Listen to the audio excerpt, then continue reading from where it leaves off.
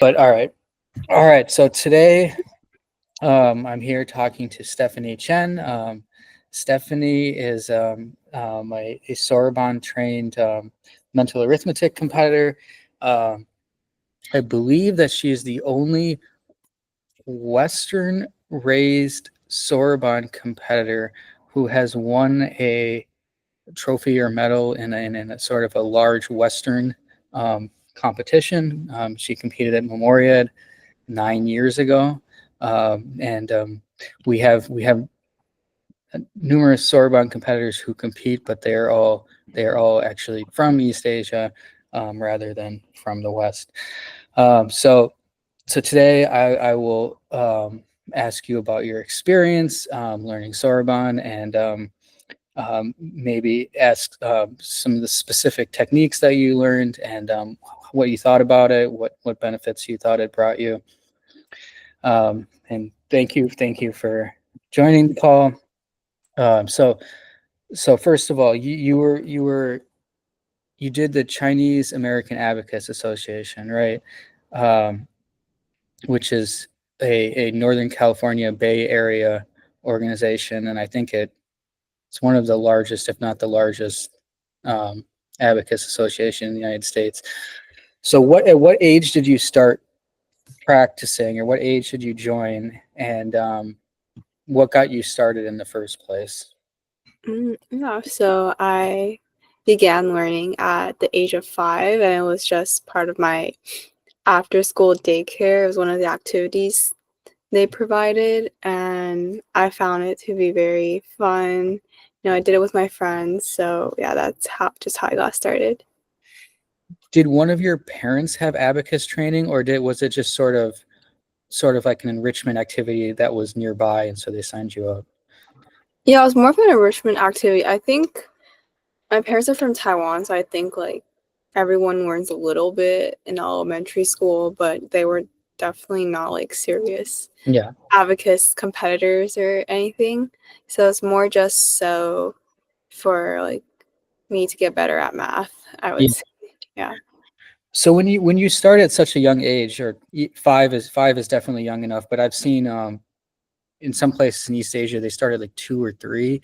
When you start at such a young age, are they starting with like the basics of numbers, like here's what addition is, or are they starting with like the actual physical device and getting you used to counting on it, or what is a sorban education at a very young age look like?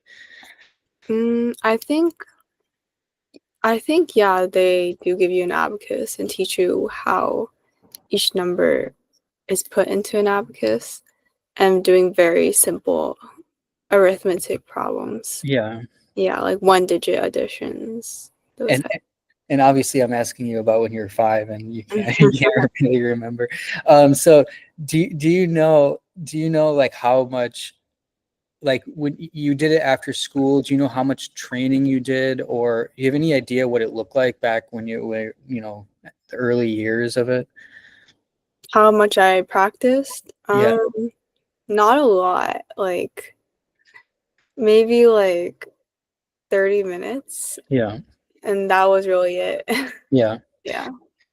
And so how long did you stay with the association for?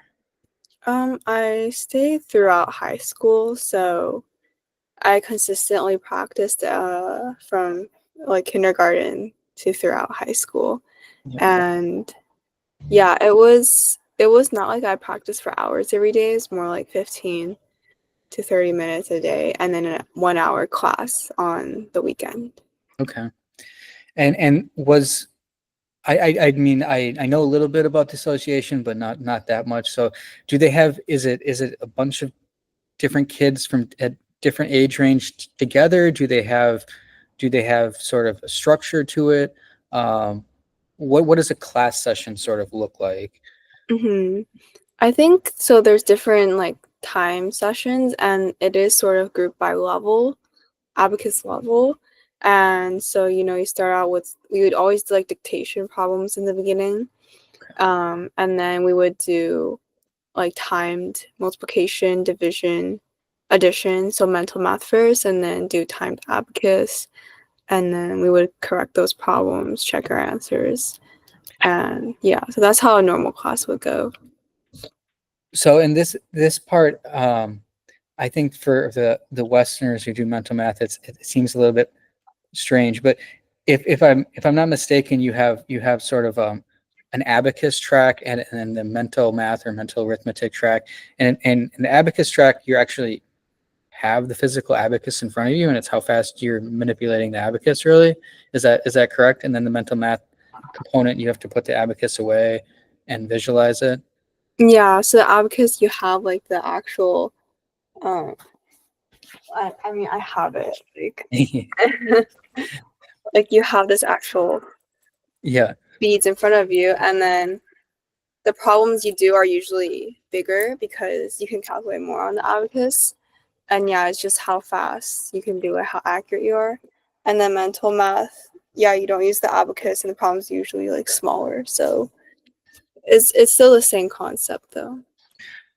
So at a certain skill level, do they have you put the physical abacus or weigh, or are you continuing to use the physical abacus even when you become very skilled? If that makes sense? Yeah, I'm always used abacus even after I achieved like the highest level, because I think with the abacus you still can do even more complex problems that you might not be able to achieve with mental math. Yeah, so Yeah, like 10, 11 digit addition problem. sure. Um, so, and let me, and I do have, to the extent this is helpful, I do have mine Mhm. that I don't really know how to use, but um, so let me ask you about like the specific basic tasks, and starting with addition. When you how many columns do you use for addition, like that you would be comfortable using, when you, at least when you were practicing regularly or competing? Um, I mean, it just depends on how many columns there are in your abacus. So like as long as it was within this range where I could add and subtract numbers, it was fine. So, well, okay, let me refine that. So, um, let me ask in a different way. If you were doing flash on, how many columns would you be comfortable doing, um, before it became too much of a strain? I mean, for Flash, I never used abacus because there's no time to Right. use abacus. But dictation, maybe like I would say like 10, 11 digits. Okay. Yeah. Um, so, well, so that seems like it's taken quite a bit of practice just for the manipulation part of it. I'm guessing it's hard for a non-abacus trained person to sort of comprehend what that would look like. But so, okay, so from a mental math perspective, if you were doing like large memoriads, at the memoria competition, 10 digit numbers addition, how would you approach that question in a mental math context? As in like how would I add the How many numbers? columns? How many columns would you choose to add? I think I go fastest by threes. By So I three? would do three, three, three, three. Yeah. Okay. And is it the right three columns first, or are you Oh yeah, going? I start with the right. It'd be Okay. like three, three, and then probably four. Okay. Um, what was interesting to me, and I think this is, I think this is the distinction between abacus and mental math, but I'm not sure. Is I recall when a long time ago, I corresponded with some of your old classmates, I think, or maybe I'm not sure how many of them overlapped with you, And one thing that they told me was, we had the addition simulator on the website. Memorial has the same addition simulator, and it doesn't go up to like more than 4 columns or more than 3 columns. You can't answer 5 columns at a time. And they were saying, well, where's the option for 5 columns? And it was interesting to me because like when they're saying where's the option for 5 columns, does that mean that they are using the abacus when practicing, or are they actually doing 5 columns mentally? And I know you don't know who I'm talking about specifically, but I found it interesting because even sort of like super impressive Japanese performances, I usually see 3 columns at a time. And so I'm wondering if that's just a reflection of using the abacus. You're comfortable doing 5, you put the abacus away, and then you do 3. Is that sort of probably accurate? Mm-hmm. Okay. Yeah, I think so. Okay. Okay. So for multiplication, again, what is the approach that they would teach you how for solving just a normal A times B question? And for multiplication, Yeah. I think it's like, let's say your problem is like 23 times 45. So you would kind of like break into simpler steps. So it'll be 20 times 40 plus 3 times 40 plus 5 times 20 plus 5 times 3. Okay. Yeah. And what happens when it gets bigger? I mean, how about a 4 by 4 multiplication? And my specific question is like, if you have 2 4-digit numbers, are you breaking one of them up into individual digits, like both of them up into individual digits, which is what you sort of just explained, or are you attempting to multiply a 1 digit by a block? Like I'll do 3 digit numbers, like 823 and 654.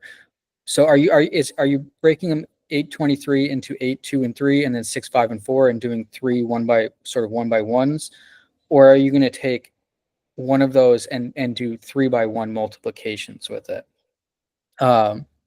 Well, I would do 823 times 6 Right. Okay. is 4938.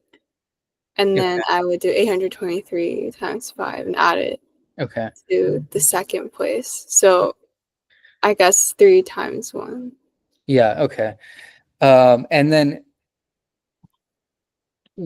so I don't know, did you do multiplication at Memorial, or no? I No, don't. I didn't. No. Okay. And um so I know, like an 8 by 8, the Westerners just do, the 1 by 1s, like, and you go from right to left, and it's really easy it's not taxing on your mind at all.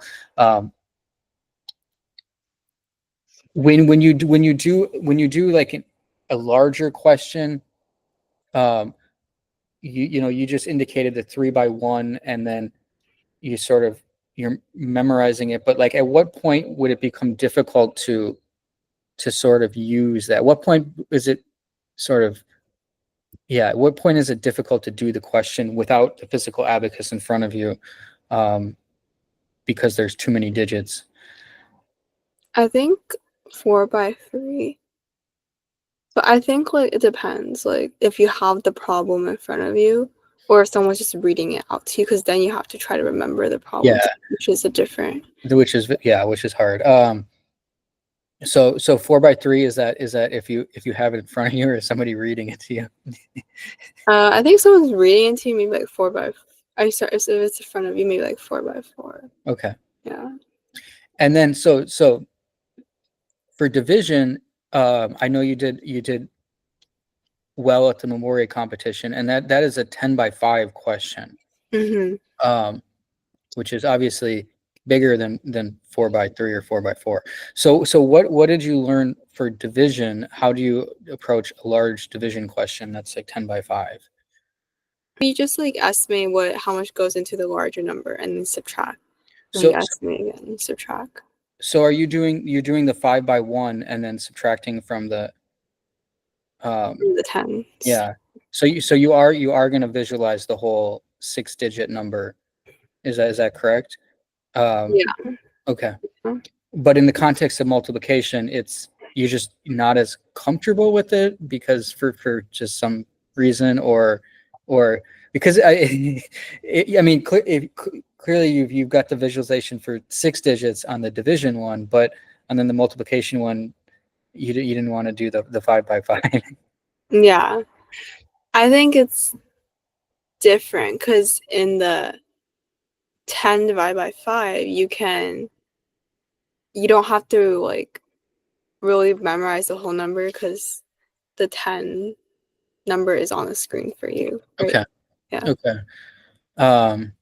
And you're sort of you've done the 5x1 and you're sort of replacing the 10-digit number in your head as you go, and you just kind of go. Is that like that's hard to explain without an example. Okay.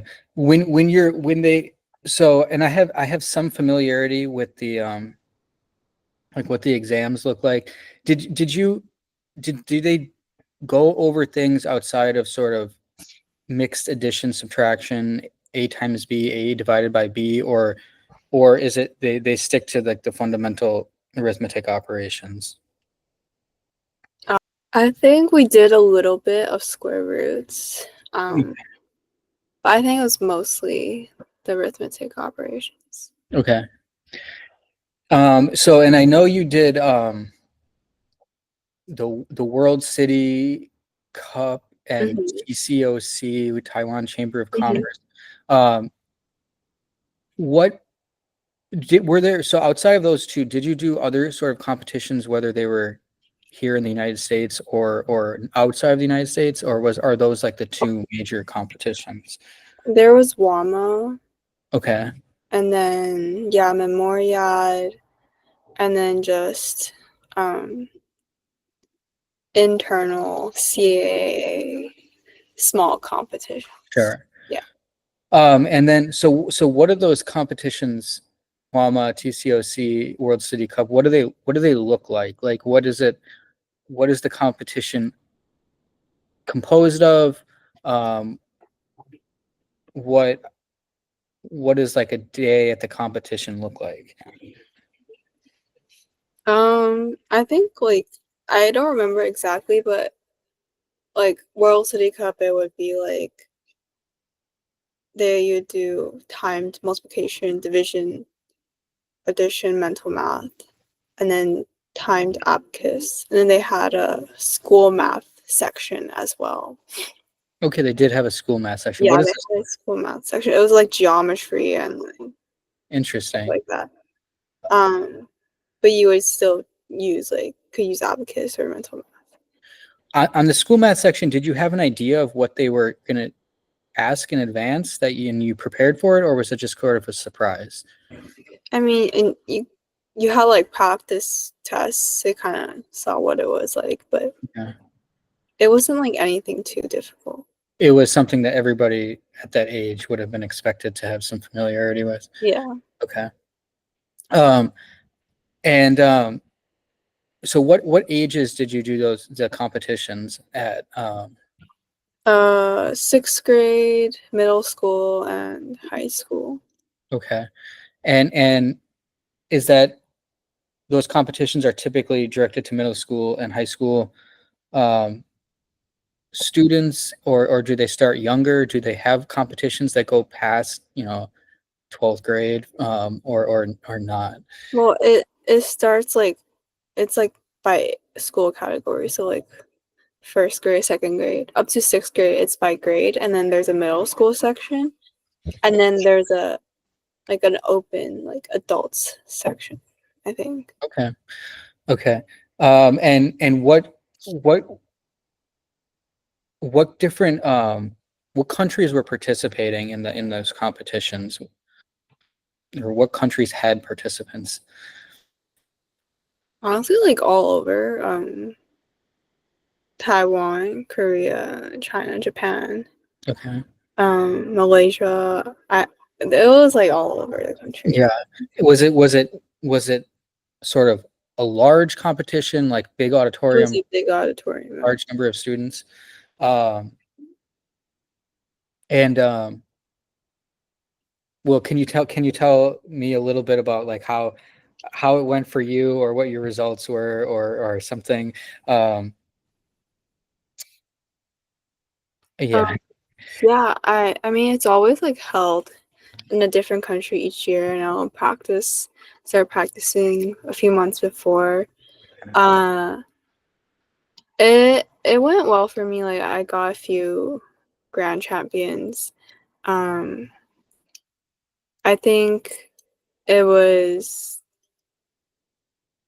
the questions were a little bit easier than the CAA assessment test questions, so it wasn't too difficult. And I like remember like was sitting next to like students from East Asia. I think it's like Taiwan or something, and they said like they would practice for hours a day for the competition.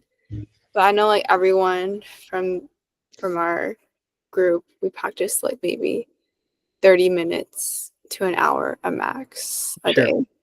So it Yeah. was like very different, like how much we practiced, but I think we were still like performing at a similar level. Okay. Yeah. And for those students from, you already mentioned that, in Taiwan, everybody's going to get a little bit of, well, at least certainly in the past, everybody's going to get a little bit of abacus training. Um, do you have any sort of, I'm not sure if you do or not, but do you have any sort of perspective on how that fits into the education curriculum? Like what age are they doing the training at? Do you have any idea of like how many, like what percentage of the population takes it seriously? Is it truly a sort of widespread activity, or is it something that maybe like more educated or academically serious families would encourage their kids to take seriously? Um, Anything that would help sort of understand the Soroban educational community. I mean, like my cousin in Taiwan, he just took it as like an after school activity too. I think it's like not like only like really academic families will learn. I think it's a much more accessible activity in Taiwan Yeah, than in the States. I feel like you'll find a lot more opportunities to learn it there.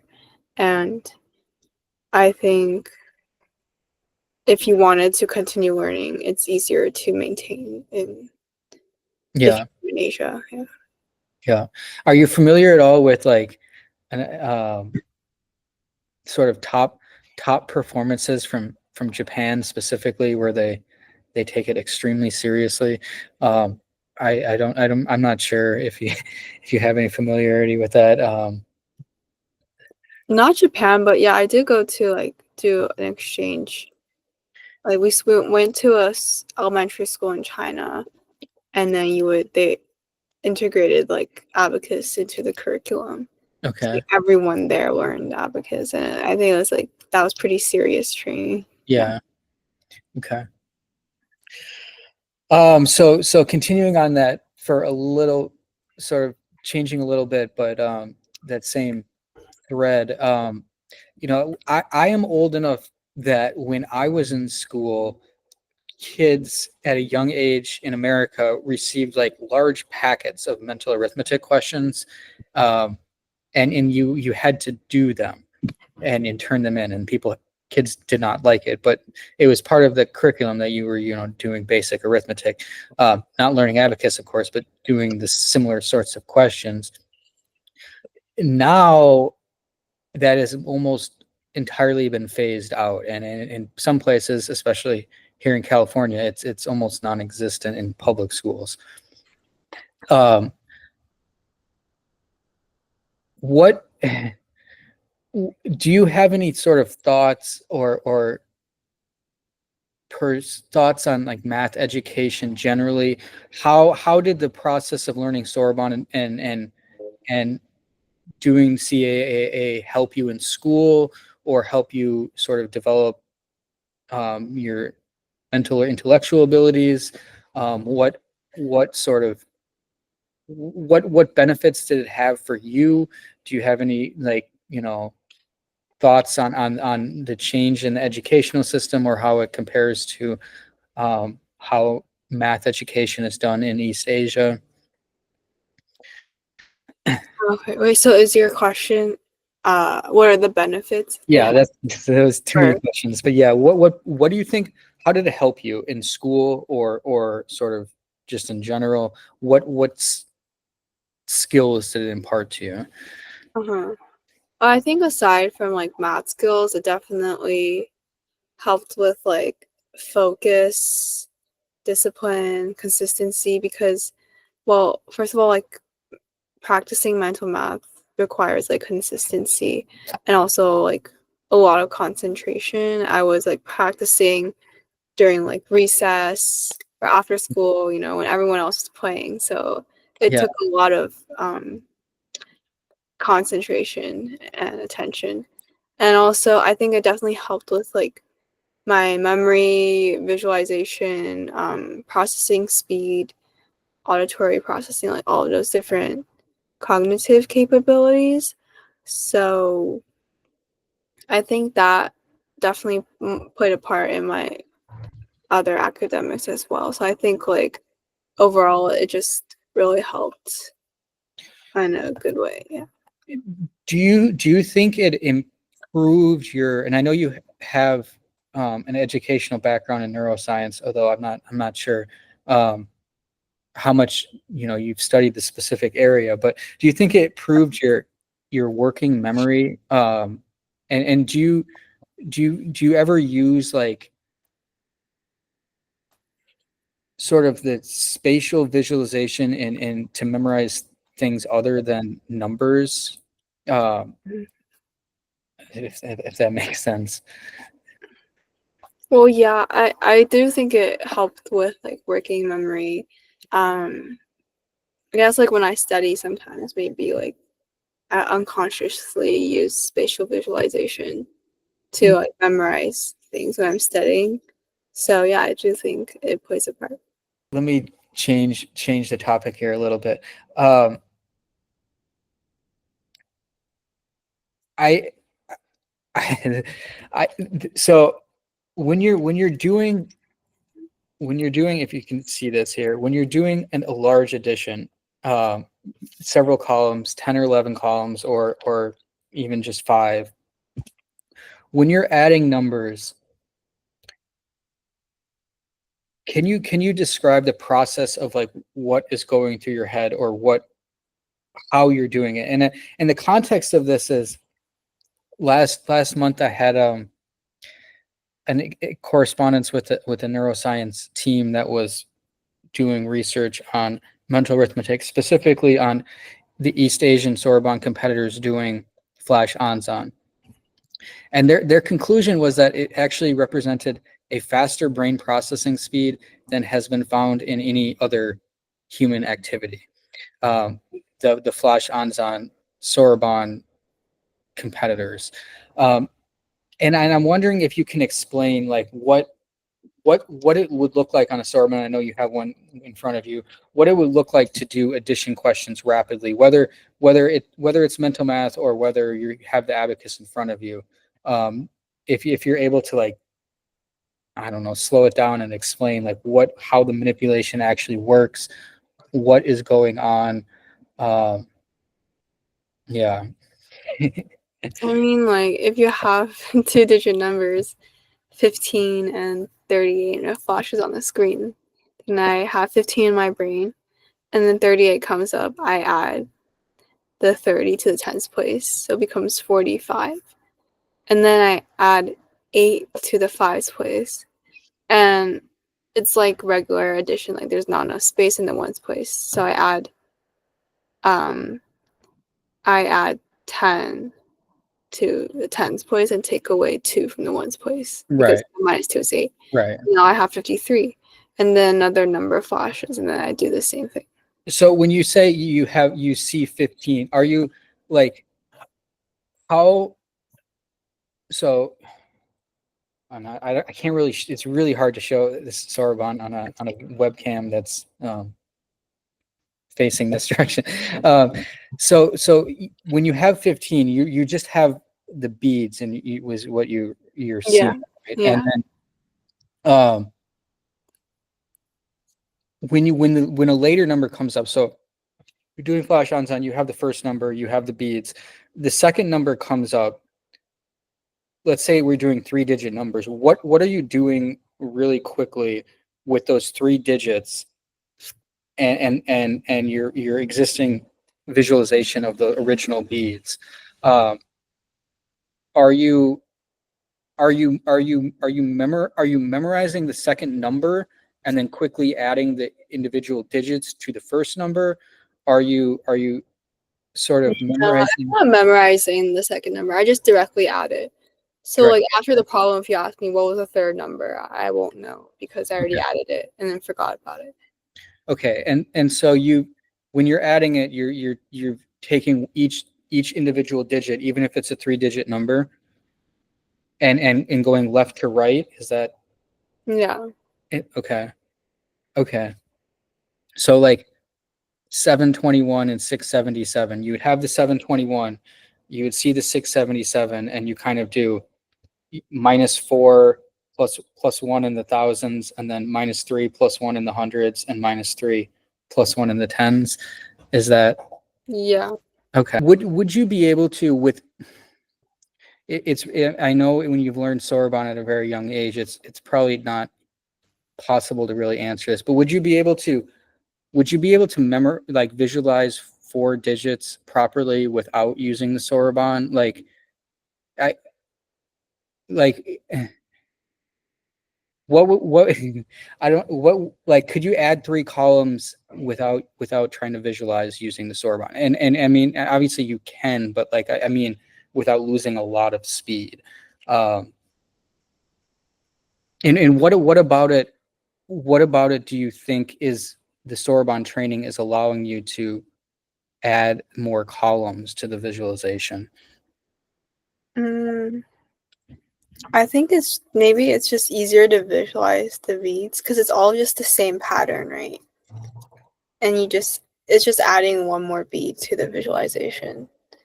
And so like I found that I can do for dictation, I can do like 6-digit, 7-digit addition easier than if you were to give me the problem on paper and I did the same thing, which I found interesting.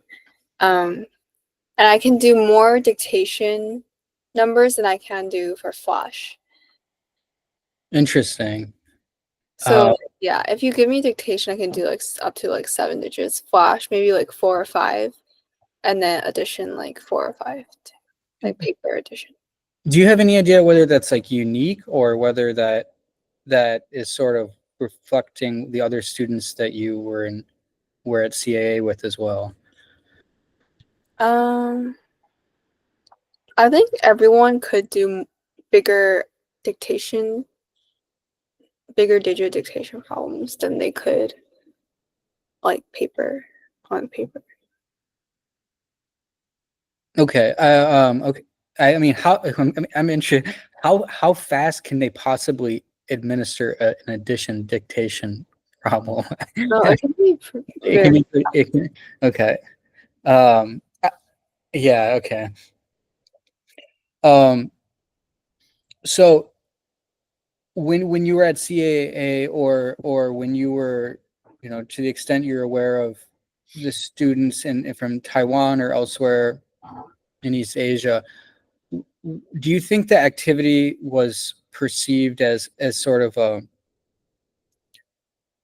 activity for students interested in math or at least STEM fields, or is it something that students would pursue or learn regardless of what preferences they have for academic subjects? Like, are the CA students you learned with, are they disproportionately math and science students, or is it sort of just a an average mix of students? Well, I'm not sure if it's, I don't know. I feel like, well, most students are Asian, and I feel like a lot of Asians are STEM students. Yeah, I don't know if it's like the correlation between abacus and being STEM, or just everyone being STEM in general. yeah, okay, um, okay. Do you think? I mean, you mentioned other benefits, besides obviously, I guess, comfort with numbers or comfort with arithmetic. Just some of them were personality traits like consistency or discipline, and other ones were, I would believe, traits that would benefit all sorts of students, like your memory and your attention span or focus. Um, do you do you think it made you like a better student overall, even outside of math classes? Do you think it made you um, it improved your academic performance generally, and made you smarter, or was it something that was sort of more of a math numbers advantage? Like I think, like I said, it helped with like memory, concentration, discipline. Yeah. I think that put into other parts of my academics as well, like just being on top of what I do, and like, finishing things ahead of time, turning it in on time, um, being consistently, like just like starting on assignments earlier and finishing them earlier. And yeah, just like being able to focus when I'm like taking a test or working on something. So, and I'm gonna sort of characterize what you said. So you had like an objective learning process, which is doing math questions and doing it under pressure, and sort of in a context where speed matters and time matters, and the result was sort of, it helped you grow or mature or develop your overall skills. Is that sort of relatively accurate? Yeah, I would say so. And also just like, staying calm under pressure. Yeah, yeah. Um, so, and I'm interested. I think in one point you said 15 to 30 minutes a day, and at one point I maybe said 30 to 60 minutes a day, or maybe I don't quite remember correctly. And then the 1 hour class on the weekend. Hmm. Do you like? Do you how much do you think your skill has sort of? Do you still have the skill at a relatively similar level as when you were, so 2016, or whenever you stopped classes? Um, is it something that if to the extent, I mean, I'm sure you don't quite have the same level of skill, but is it something you believe you could have back right away? Do you believe that the the the mental benefits have remained, and um, we have the example of Chung Hee Lee, who is still is in her 60s now, and seems to be able to, without practice, pull out a soroban and do something amazing. Um, so do you believe that these benefits were sort of temporary, or sort of, you know you were learning when you were young, they became permanent benefits, they became permanent benefits that helped, that last even now that you're done with the class? Or is it something sort of you would have to restart practice to try to get some most of the benefit back? I think it's still there. I think it's kind of like muscle memory. Like you practice enough that your brain or body or mind kind of remembers it. I feel like I can still do a lot of the mental math problems. Maybe not at the same speed, Yeah. but like I can still solve them, and um, I think the other benefits still exist. So I think overall, it's not just like a temporary thing. It's definitely something that stays. Um, and then when you get to my age, then you sort of you need the practice because now your brain is starting to decline. So um, um, so what what you mentioned that the CAA students, and obviously the C stands for Chinese, but they're mostly East Asian students. What obstacles or issues do you see with sort of Sorbonne and mental arithmetic in the West? Why do you think that Americans or Westerners generally are sort of afraid of mental arithmetic? That's my characterization, or don't like it, and or are resistant to learning something like the Sorbonne, which I know there are extensive studies in East Asia that show its benefits. So what do you think about the American educational system, and why something like the Sorbonne or mental arithmetic is sort of disfavored? Um, Mm, no, I mean, one, I think there's not really enough people teach it because not enough people know how to do it. yeah, Maybe that's why it's not as mainstream. And also, I guess like comment you might hear is like, oh, why do you still learn this when there's like calculators and computers, right? Because I yeah, don't think people understand the additional cognitive benefits that come with it beyond just being able to do math really quickly. yeah, Um, yeah, and I think it's like there's like Western education might prioritize like conceptual understanding, problem solving more over like, East Asian educational systems focus on like speed, found like rote learning, repetition. Like it's I think it's like different focuses as well. yeah, yeah, and I think they claim that they're teaching the arithmetic arithmetic principles, but if you ask an average student how to solve 81 times 77, I don't think they really don't have any idea. Um, are there any other things, like, do you do anything now? I know you've been in university for years now, and it's busy, and it keeps your mind active and busy, and but are there any things other things besides Sorbonne practice or mental arithmetic practice that you sort of utilize as mental exercise, or that helps your brain stay in shape, sort of any sort of, yeah, mental exercise that helps you? Mm, maybe like playing table tennis. Yes. Yeah. Okay, interesting. um okay.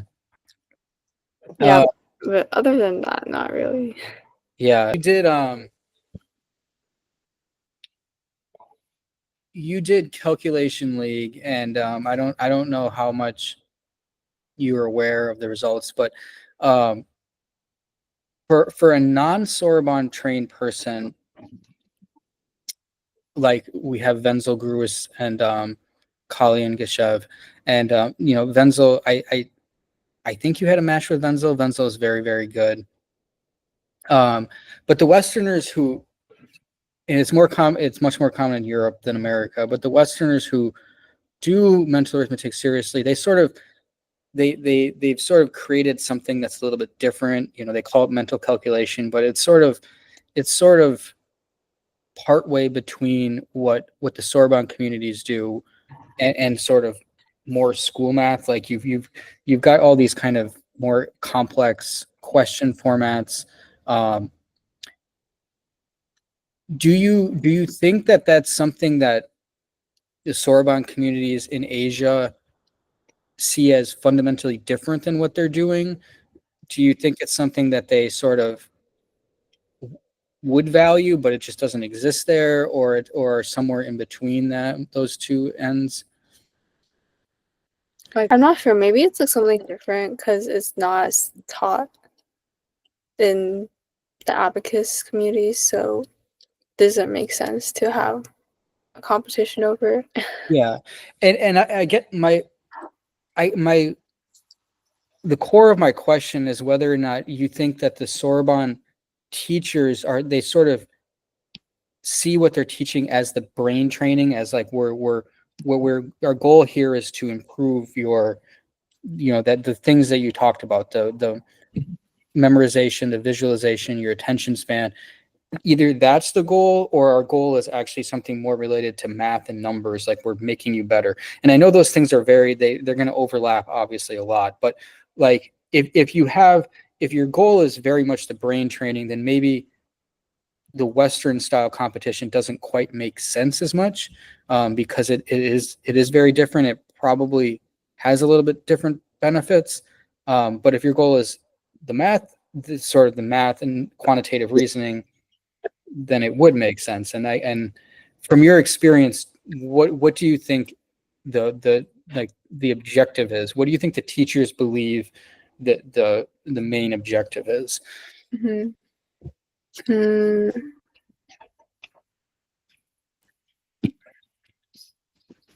I don't know. I think for me, it's more about cognitive capabilities because in the end, like you're not doing mental math in school anymore, right? It's like calculus and stuff.